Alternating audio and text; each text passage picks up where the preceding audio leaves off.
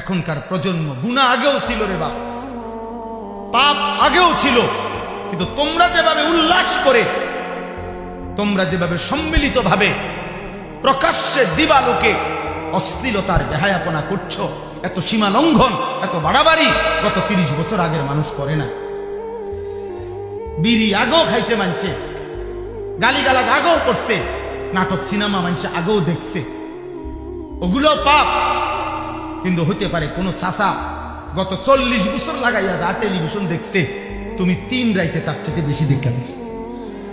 তুমি বাড়াবাড়ি করতেছ, তোমরা বাড়াবাড়ি করছ, তোমরা গুনার আস্বাদন করতেছ, তোমরা গুনাহ নিয়ে প্রতিযোগিতা করছ। এটা ভালো হবে না, এটা ভালো হবে না। আমি কোনো দল বুঝি না, আমার কোনো দলও নাই, বুঝিও কমেডি, কিন্তু আমি বুঝি তোমরা নিজের বিপদ নিজে টেনে আনতেছ, নিজের মুসিবত। নওজোয়ান কেউ অহংকার করা ঠিক না রে বাবা, তোমরা বাড়াবাড়ি করছো ছেলেরা।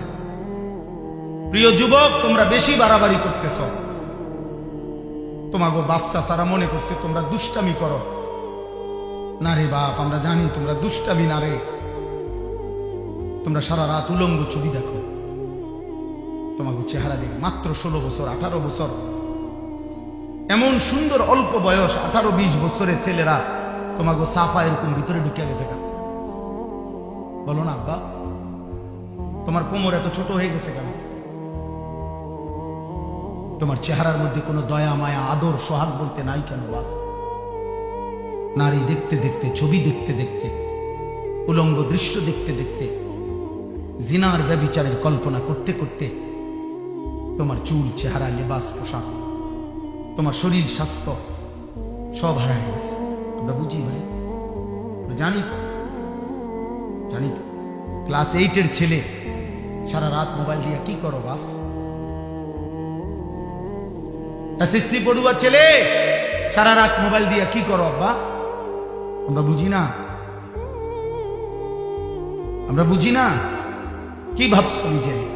এইভাবে জাতি টিকে না, এইভাবে সম্প্রদায় টিকে না, এভাবে জাতি টিকে না।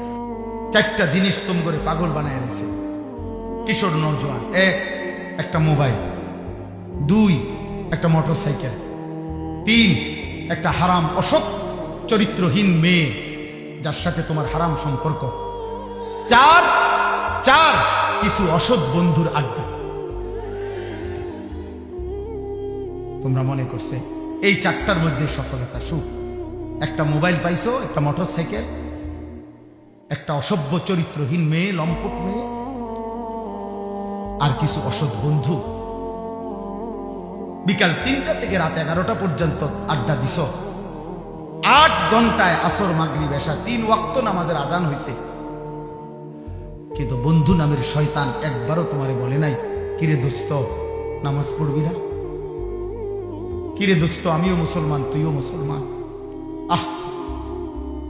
আমি পরিষ্কার বলি দোস্ত, রাত অনেক হয়েছে, আমি আর দেরি করছি। অনেক শ্রদ্ধেয় ব্যক্তিগণ, মেহমানরা আসছেন, আমি আমার কথা শেষ করে দিতে চাচ্ছি। ওনারা একটু কথা বলবেন, আমরা এরপরে দোয়া করব।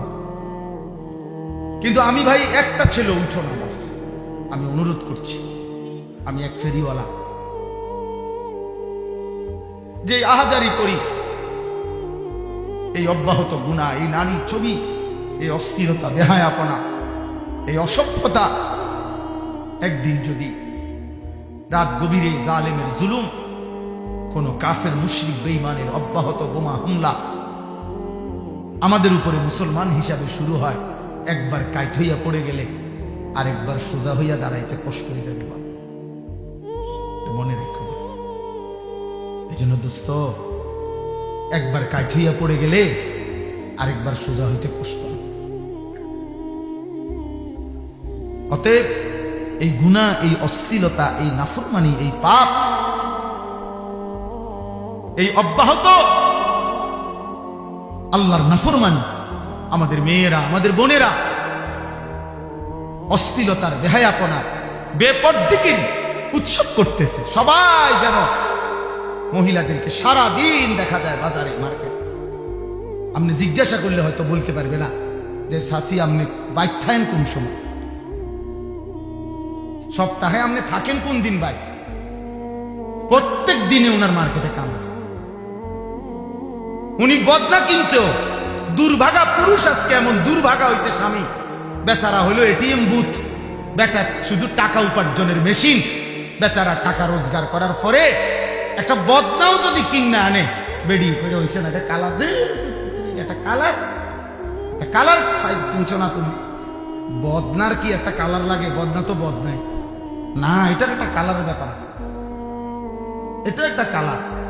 এবেডি এই বদনা কিনতে লাগাইছে 3 ঘন্টা। কালার মিললে রং মিলে না, রং মিললে কালার মিলে না, বুঝেন না কথা? সাইজে মিললে লম্বায় হয় না, লম্বায় হলে সাইজে হয় না। ফাইজলামি আর কি। আসল কথা হইল কি? ফাইজলামি। আসল কথা হইল তামাশা। আমাদের বোনেরা খুব বেশি বেপরদিগির ছড়াছড়ি করছে। এইভাবে কিন্তু আল্লাহর রব্বুল আলামিনের আযাব যদি আসে, জালেমের দুশমনের যদি কোনোদিন আগ্রাসন শুরু হয় বন্ধু, আরেকবার সোজা হইয়া দাঁড়াইতে কঠিন। আমি বললাম একটা ছেলে হলো, মনে রেখো, যদি কোনোদিন জালেমের জুলুম, যদি কোনোদিন দুশমনের হামলা আমাদের উপরে হয়, প্রিয় ভাই, আল্লাহর আযাব যদি আসে, ঘুরে দাঁড়াইতে কষ্ট হয়ে যাবে। তোমরা নষ্ট হয়েও না, তোমরা চরিত্রহীন হয়েও না। আল্লাহকে সেজদা দাও, মালিকের গোলামি করো, সেজদাতে ইজ্জত আছে। আল্লাহ বলছে, বান্দা তুমি মাথা নোয়াই দিবা নিচে, আমি টেনে তোমার নিয়ে আসবো জান্নাতে। দেও বান্দা, তুমি ছোট হয়ে যাও, তুমি মাথা নুয়ে দাও, তুমি কপালে সেজদা লাগাও, আমি আল্লাহ ওয়াদা দিলাম, আমি তোমার জান্নাতুল ফিরদাউস দিয়ে দেব। আমার সামনে ছোট হবা না তো বান্দা, কার সামনে ছোট হবা? আমার সেজদা দিবা না তো বান্দা, কার সেজদা? এত বড় অহংকারী কেমনে হইলা বান্দা? মা গাররাকা বিরাব্বিকাল কারীম। আল্লাহ বলছে, আমার মতো দয়ালু মাওলা থেকে কে তোমারে ধোঁকা দিল বান্দা? কেন এই বোকামি করে? কি করছো বান্দা? আমি কি তোমার জন্য কিছুই করি নাই? আলাম নাজআলিল আরদা মিহাদা ওয়াল জিবালা আওতাদা ওয়া খালাকনাকুম আজওয়াজা ওয়া জাআলনা নাওমাকুম সুবাতা। আল্লাহ বলছে, পাহাড় আমি বসাইছি, জমিন আমি বিছাইছি, তোমাদেরকে জোড়ায় জোড়ায় আমি সৃষ্টি করেছি, চোখের ঘুম আমি এনে দিয়েছি, অন্ধকারের কালো চাদর দিয়ে রাত আমি ঢেকে দিয়েছি, আলোকিত সূর্য দিয়ে পৃথিবীতে আমি আলো এনে দিয়ে দিন বানিয়ে দিয়েছি। এ তো সব আমি করছি বান্দা, এত কিছুর বিনিময়ে আমি একটা সেজদা পাবো না? বলো না বা? আরে বলো যুবক, একটা সেজদা মালিক পাবে না? ইনসাফ করো, রহম করো বাপ, নিজের উপরে দয়া করো, নিজের উপরে দয়া করো। তু আগার মেরা নিহি বানতা না বন আপনা তো বন। এই আমার শেষ ওসিয়ত। একটা ছেলেকে বললাম, তু আগার মেরা নিহি বানতা না বন আপনা তো বন। তুমি যদি আমার কোনো উপকার না করো, এই দেশ, এই জাতি, এই সমাজ, এই জনগোষ্ঠী তোমার দ্বারা যদি কোনো উপকৃত নাও হয়, কমপক্ষে নিজের ক্ষতি করো না, নিজের ভালোটা তো করো। নিজেরে নিজে নষ্ট করে দিচ্ছ কেন? নিজেরে নিজে চরিত্রহীন বানাচ্ছ কেন?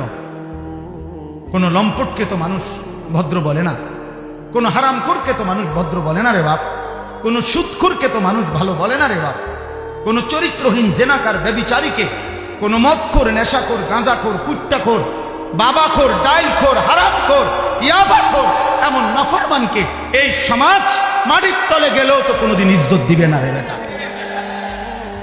সম্মান করো, নেশা ছাড়ো, মদ ছাড়ো, জুয়া ছাড়ো।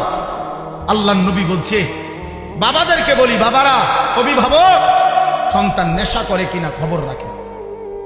আল্লাহ নবী বলছে, আমার এটা বলতে ভয় লাগে, লজ্জা লাগে, মানে খৈর কাঁপে। নবীজি বলছে, যে নেশা করে তার একটা বড় সাংঘাতিক কথা বলছে নবী। আল্লাহ নবী বলছে, যে নেশা করে সে অচিরেই ওয়াকা আলা আম্মাতিহি ওয়া খালাতিহি। ওফ, নবী বলে, এই নেশাখোর অচিরেই আপন চাচি, মামি, ফুফি, খালা, চাচাতো বোন, মামাতো বোন, ফুফাতো বোন, খালাতো বোন, এই আপন স্বজনের উপরে জেনা করতে উদ্যত হয়। কোন নম্বর হাদিস? বুঝুন হিসাব। এজন্য নেশাখোর মানে জেনা করে। যে নেশা করে সে ব্যভিচার করে। নেশা জিনা মানে মদ, নারী, গান, বাদ্য, এইটা এক ক্ষতি আনে। এই তিনটা একই ক্ষতি আনে। মানে যেখানে নেশা সেখানে নারী, সেখানে গান, যেখানে নারী সেখানে নেশা। আল্লাহ আমাদেরকে হেফাজত করে। শেষ আমার কথা, আমরা চেষ্টা করব। বলো নওজোয়ান ইনশাআল্লাহ, বলো নওজোয়ান ইনশাআল্লাহ, তুমি পারবা ইনশাআল্লাহ, হিম্মত করো ইনশাআল্লাহ, ফজরের নামাজ পড়বো ইনশাআল্লাহ। বলো কোন নামাজ, বলো কোন নামাজ, আবার বলো, আবার বলো, জোরসে বলো, ফজরের নামাজ ইনশাআল্লাহ। ফজরের নামাজ পড়লে বাকি 4 ওয়াক্ত নামাজের হিম্মত আল্লাহ দান করে। আল্লাহ আমাদেরকে তৌফিক দান করে, আল্লাহ আমাদেরকে কবুল করেন। আমি এই একটা আয়াতে শুধু এই কথাটাই আল্লাহ বলছে। আল্লাহ বলছেন, বান্দা আমি তোমাকে ধীরে ধীরে তিল তিল করে সৃষ্টি করে একবার শিশু, একবার যৌবন, একবার বৃদ্ধ আমি বানিয়েছি। আমি মৃত্যু দিয়ে থাকি, আমি হায়াত শেষ করে থাকি। অতএব তোমরা আমাকে বুঝতে চেষ্টা করো বান্দা, আমার হাত থেকে তুমি ছুটতে পারবা না। আমি রাত বানাই, দিন বানাই, আমি শিশু বানাই, আমি যুবক বানাই, আমি বৃদ্ধ বানাই, আমি হায়াত দেই, আমি মৃত্যু দেই, আমার থেকে ছুটতে পারবা না। আল্লাহ বলে, বান্দা সত্য সত্যই একদিন মৃত্যুর যন্ত্রণা আসবে, এবং এই মৃত্যু থেকেই তুমি পলায়ন করতে চেয়েছি। আল্লাহ বলেন, লাকাদ কুনতা ফি গাফলাতিন মিন হাযা, তুমি আখিরাত থেকে বড় বেশি গাফিল ছিলে বান্দা। ফাকাশাফনা আনকা গিতাআকা, আজ মৃত্যুর মাধ্যমে আমি তোমার আখিরাত, কবর থেকেই তোমার জাহান্নাম দেখাই দিলাম, তোমার সামনে খুলে দিলাম। এজন্য প্রত্যেক পাপী, নাফরমান, আল্লাহর অবাধ্য, দুনিয়াটা হারামের মাধ্যমে কাটাইছে। তো মৃত্যুবরণ করলে আল্লাহ তাআলা বলছে, আমি কবরেই তার চোখ খুলে দেব। দুনিয়ায় যখন চোখ খোলা ছিল তখন সে আধা কিলোমিটার দূরেও দেখত না, কিন্তু আল্লাহ তাআলা বলেন, কবরে যখন আমি চোখ খুলে দেব তখন ওই চোখে বান্দা কবর থেকেই জাহান্নাম পর্যন্ত দেখবে, কবর থেকেই জান্নাতও দেখবে। ইমানদার জান্নাত দেখবে, নাফরমান জাহান্নামের আযাব দেখবে। আর এই ছটফট করতে থাকবে অনন্তকাল পর্যন্ত।